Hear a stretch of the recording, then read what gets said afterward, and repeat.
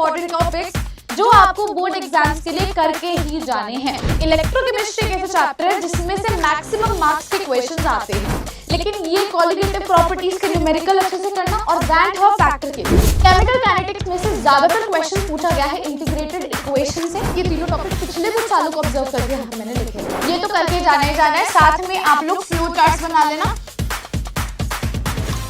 ना थके हैं कभी पैर, ना कभी हिम्मत हारी है। ना थके हैं कभी पैर, ना हिम्मत हारी है। जज्बा है कुछ बनने की जिंदगी में, जज्बा है कुछ बनने का जिंदगी में, इसीलिए सफर जारी है, इसीलिए सफर जारी है। So students, I welcome you all to this amazing platform of NCERT वाला। स्टूडेंट्स, आप जिस सफर में हैं, यानी कि आप बोर्ड एग्जाम्स की जो तैयारी कर रहे हैं, आज मैं उसके अंदर आपकी कुछ हेल्प करने आई हूँ। क्या हेल्प करने आए हैं मैम?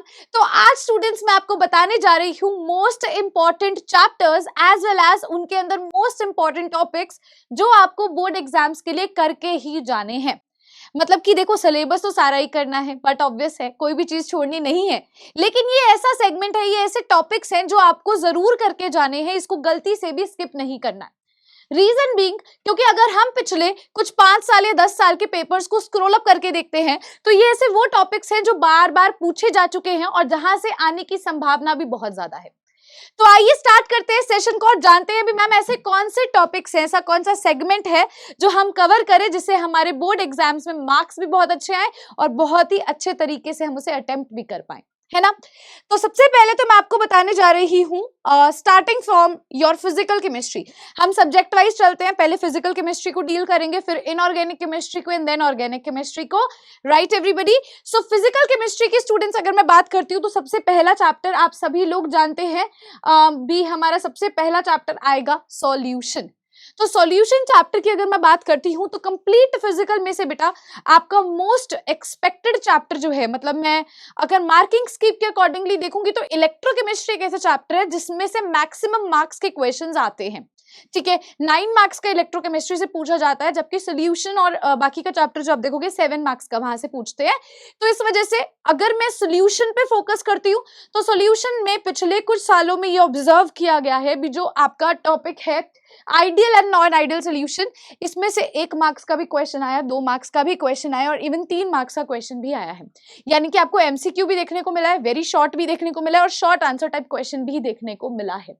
तो ये तो एक ऐसा सेगमेंट है, एक ऐसा टॉपिक है जो सभी ने करके जाना है, that is ideal and non ideal solution.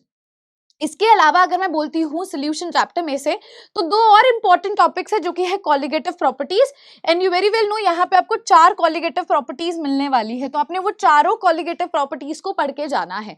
Relative lowering in vapour pressure हो गया, डिप्रेशन इन फ्रीजिंग पॉइंट हो गया, ऑस्मोटिक प्रेशर हो गया। ठीक है, तो ये जितने भी मैं आपको टॉपिक्स की यहाँ पे बात कर रही हूँ, ठीक है, एलिवेशन एंड बॉइलिंग पॉइंट हो गया, ये 4 कॉलिगेटिव प्रॉपर्टीज की बात कर रही हूँ, तो बेटा इनके ग्राफ जरूर करके जाइएगा क्योंकि दैट इज वेरी इंपॉर्टेंट, और इनके फॉर्मूला बेस्ड, क्योंकि यहां से आपको अगर कॉलिगेटिव से क्वेश्चन पूछेगा तो वो या तो न्यूमेरिकल बेस्ड ही पूछेगा, मोस्ट प्रोबेबली इसी पे ही आएगा।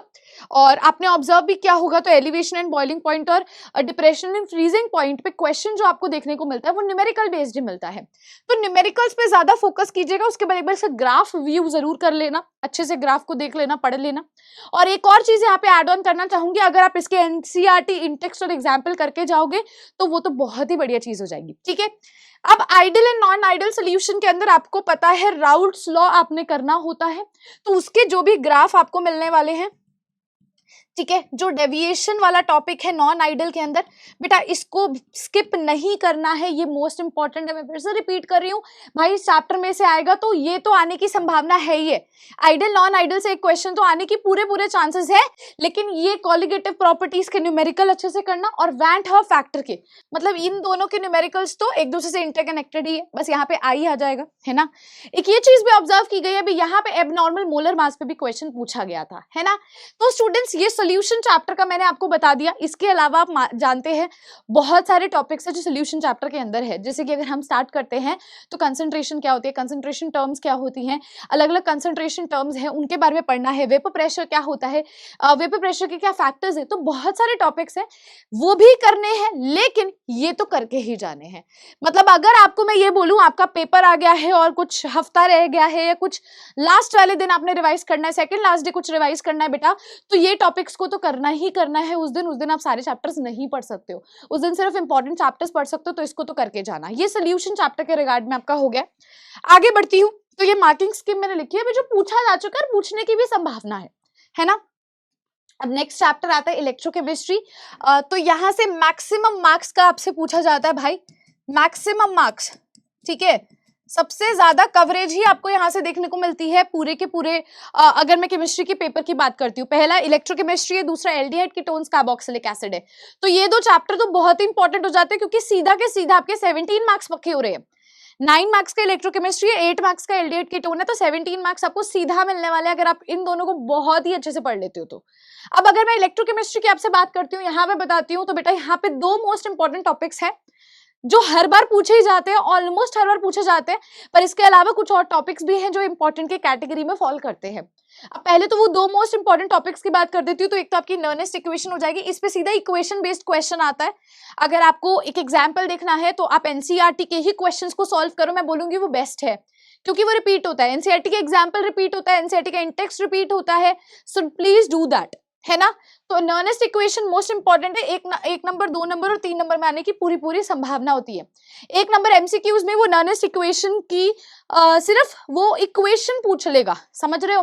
मान लो उसने कोई एक रिएक्शन दे दी, ठीक है, आपको सिर्फ कैथोड और एनोड का कंसंट्रेशन वहां पे पुट करना है और वही इक्वेशन ऑप्शंस में दे देगा, ऐसा वो पूछ सकता है। ऐसे ही सेकंड और 2 मार्क्स और 3 मार्क्स के अंदर बेटा वो न्यूमेरिकल बेस दे सकता है जहां पे उसने आपको कंसंट्रेशन दी होगी और आपको सिर्फ कैलकुलेट करना है, ई सेल कैलकुलेट करना है या ई नॉट सेल कैलकुलेट करना है, वो डिपेंड करता है, ठीक है। तो नर्नेस्ट इक्वेशन के अंदर फर्दर आपका या तो ज्यादा से ज्यादा मैक्स टू मैक्स आपसे के इक्विलिब्रियम के बारे में भी पूछ सकता है। तो नर्नेस्ट इक्वेशन तो किसी ने भी स्किप नहीं करनी है। इसके अलावा आपका इंपॉर्टेंट टॉपिक आता है कंडक्टिविटी। बेटा ये भी मोस्ट इंपॉर्टेंट टॉपिक है, 1 नंबर या 2 नंबर में ऑब्जर्व किया गया है और आने की भी पूरी संभावना है। कंडक्टिविटी की बात करते हो तो कंडक्टिविटी के अंदर हमारी बहुत सारी टर्म्स आ जाती है, जैसे फैक्टर्स आ जाएगा, ठीक है। अगर डाइल्यूशन कर देते हो तो कंडक्टेंस पे क्या फर्क पड़ता है, इस पे क्वेश्चन आ सकता है। दूसरी बात अगर मैं इस पे इन डिटेल बात करती हूँ तो यहाँ पे आपको मोलर कंडक्टेंस और आपका जो इक्विवेलेंट कंडक्टेंस है उस पर बेस्ड क्वेश्चन मिलेगा, कोहलार्श लॉ से रिलेटेड क्वेश्चन मिल सकता है, तो इसको अच्छे से करिएगा। यूजुअली ऑब्जर्व किया गया है एमसीक्यूज के अंदर या तो डाइल्यूशन बेस्ड क्वेश्चन है या कोहलार्श लॉ बेस्ड क्वेश्चन है, तो उसको स्किप मत करना। बेस्ट तरीका है इसके एमसीक्यूज को प्रैक्टिस करने का एनसीईआरटी एग्जाम्पलर कर लो, काफी है, ठीक है। इसके अलावा जो इंपॉर्टेंट टॉपिक है वो इलेक्ट्रोलिटिक सेल है, इलेक्ट्रोकेमिकल सेल है, ये दोनों कवर करने हैं। इलेक्ट्रोलिटिक सेल में जब आप पढ़ोगे तो फैराडे लॉ को जरूर कवर कर लेना। और last part is electrochemical series, ठीक है।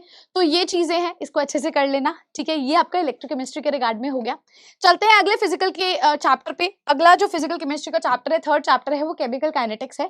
केमिकल काइनेटिक्स में से ज्यादातर क्वेश्चंस पूछा गया है इंटीग्रेटेड इक्वेशन से, इंटीग्रेटेड रेट लॉ इक्वेशन जो आप फर्स्ट ऑर्डर, जीरो ऑर्डर के लिए कैलकुलेट करते हो।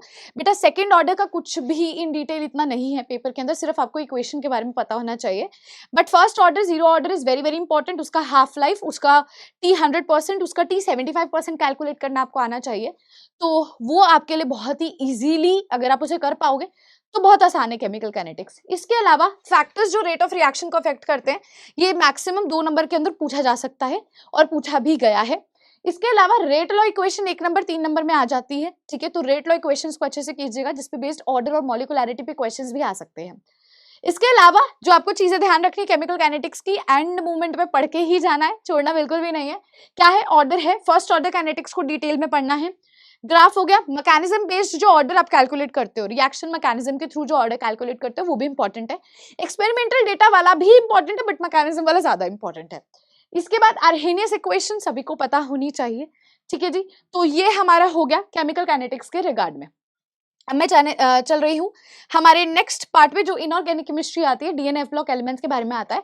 अब बेटा ये एनालिसिस में यहाँ पे आपको बेसिकली दिखा रही हूँ जो पिछले सालों में देखा गया है, ठीक है। यहाँ से क्वेश्चन पूछने की संभावना है, तो आप ध्यान दीजिएगा। डीएनए ब्लॉक एलिमेंट्स की बात करती हूँ तो characteristics and behaviour of transition elements पे क्वेश्चन पूछा गया है, जो उसकी मेन कैरेक्टरिस्टिक्स आती है, फिजिकल प्रॉपर्टी, केमिकल प्रॉपर्टी, जो इंपॉर्टेंट मेन आती है, आपको वही कवर करना है। 2 या 3 नंबर में पूछेंगे। ऑक्सीडेशन स्टेट बेस्ड क्वेश्चन भी देखा गया है, and properties of lanthanoid and actinoid की भी पूछा गया है। मोर ओवर बेटा लैंथेनॉइड कॉन्ट्रैक्शन के बारे में पूछा गया है, तो इस चीज को जरूर अच्छे से करके जाइएगा, एंड यूजेस भी पढ़ लेना। तो ये डीएनए ब्लॉक के लिए इतना काफी होगा, मोर देन एनफ होगा, अगर आप इसको अच्छे से पढ़ के वहां पर जाते हो तो, ठीक है। अब बारी आती है आपके कौन सा चैप्टर की, कोऑर्डिनेशन कंपाउंड की। तो कोऑर्डिनेशन की, अब ये जो व्हाइट से लिखा गया, ये पिछले सालों की ऑब्जर्वेशन यहाँ पे मैंने लिखी है। इस पेज पे सिर्फ बात कर रही हूँ, पिछले पेजेस की बात नहीं कर रही। यहाँ पे जो मैंने व्हाइट से लिखा है वो मैंने पिछले सालों की कुछ ऑब्जर्वेशन यहाँ पे लिखी है। भी एम्बीडेंटेड लिगेंड क्या होता है, आइसोमेरिज्म और नोमेनक्लेचर पे क्वेश्चन पूछा गया है, और आने की संभावना वाले भी मैंने यहाँ पे ऐड कर दिए। भाई crystal field theory is very very important, जहाँ पे आपको 3 मार्क्स का क्वेश्चन देखने को मिल सकता है, 2 मार्क्स का क्वेश्चन देखने को मिल सकता है। मोर ओवर लिगेंड्स के बारे में आपको अच्छे से इन डिटेल पता होना चाहिए, मोनोडेंटेड, बाइडेंटेड, ट्राइडेंटेड, पॉलीडेंटेड, ईडीटीए के बारे में, तो ये सब अच्छे से आपको पता होना चाहिए। डोनर एटम्स उसमें कौन से हैं, एम्बीडेंटेड लिगेंड अच्छे से करके जाइएगा, क्योंकि वो पहले भी पूछा जा चुका है, और लिगेंड्स के अंदर भी वो इंपॉर्टेंट पार्ट है। तो ये सैंपल पेपर को भी अगर आप ऑब्जर्व करते हो, सीबीएसई के पिछले सालों को देखते हो, तो ये कुछ इंपॉर्टेंट टॉपिक्स आपको देखने को मिलते हैं, ठीक है। फिर से रिपीटिंग, ये तीनों टॉपिक पिछले कुछ सालों को ऑब्जर्व करके यहाँ पे मैंने लिखे हैं। बढ़ते हैं ऑर्गेनिक की तरफ। तो पहले मैं ऑर्गेनिक की मेजर नेम रिएक्शंस बता देती हूँ, जो करके तो जानी है, जो ऑब्जर्व किया गया है भाई बहुत बार पूछी गई है। तो ये ऑर्गेनिक की वो नेमिंग रिएक्शंस है, ये वो नेम रिएक्शंस है जो बहुत बार आई हुई हैं। तो इसके अलावा भी मैं फिर से रिपीट करूंगी, बहुत सारी रिएक्शंस है भाई, इसके अलावा भी बहुत सारी रिएक्शंस है, पर ये तो किसी ने भी स्किप नहीं करनी है, क्योंकि ये बार बार पूछी जा चुकी है, ठीक है। तो बार बार पूछे जाने वाली चीज को भी अगर हम छोड़ के चले जाएंगे तो क्या ही फायदा। तो मैं आपको बता देती हूँ, सैंडमेर रिएक्शन बहुत बार पूछी गई है, विलियमसन सिंथेसिस बहुत बार पूछी गई है, रीमर-टीमर रिएक्शन बहुत बार पूछी गई है, कोल्बे रिएक्शन हो गई, एल्डोल कंडेंसेशन हो गई, केनी-ज़ारो रिएक्शन हो गई, क्लेमेंसन रिडक्शन हो गई, कपलिंग रिएक्शंस हो गई, कपलिंग के अंदर दोनों वाली आ जाएंगी, 2 जो होती हैं इसकी पार्ट्स, हॉफमैन ब्रोमोवाइड रिएक्शन हो गई। मतलब इसके अलावा भी ढेर सारी है, बट ये तो किसी ने स्किप करनी नहीं है, ये तो करके ही जानी है, ठीक है। ये तो करके ही जानी गई है, पिछले सालों को ऑब्जर्व करके ये रिएक्शंस यहाँ पर मैंने आपके लिए लिखी हैं। आई होप सो ये क्लियर होगा सभी को, ठीक है। इसका स्क्रीनशॉट ले सकते हो, उसके बारे में लिख सकते हो। अब मैं चैप्टर टू चैप्टर बता देती हूँ। Haloalkanes and haloarenes की बात करती हूँ, तो मेजरली जो क्वेश्चंस पूछे गए हैं वो आपको केमिकल रिएक्शन से पूछे गए हैं, जो 1 नंबर, 2 नंबर, 3 नंबर और इवन 5 मार्क्स के क्वेश्चन में भी देखा गया है। इसके अलावा जो क्वेश्चंस आए वो यहाँ से मेथड ऑफ प्रिपरेशन से हैं, जिसको मैंने एमओपी लिखा है। तो मेथड ऑफ प्रिपरेशन और केमिकल प्रॉपर्टीज में बात करूँ ऑर्गेनिक की बेटा, तो सब कुछ फ्लो चार्ट से पढ़ो, तो कुछ भी ऐसा नहीं है जो रह जाएगा, सब कवर हो जाएगा।